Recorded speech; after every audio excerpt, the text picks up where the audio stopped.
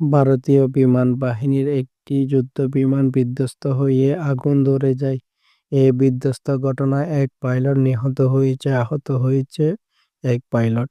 বুধবার রাতে 9:30টার দিকে গুজরাটের জামানগড় থেকে 12 কিলোমিটার দূরে সুব্রতা নগরের এই ঘটনাটি ঘটে।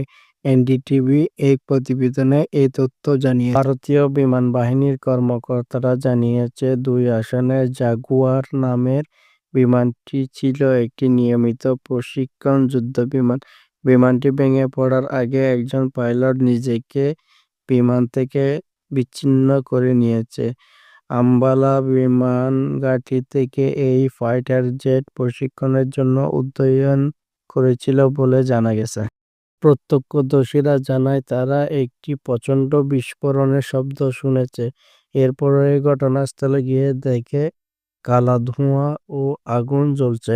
এর আগে গত 31 মার্চ সন্ধ্যায় গুজরাটের মহসানা শহরের কাছাকাছি একটি খেলার মাঠে বেসরকারি প্রশিক্ষণ একাডেমির একটি ছোট বিমান বিধ্বস্ত হয়।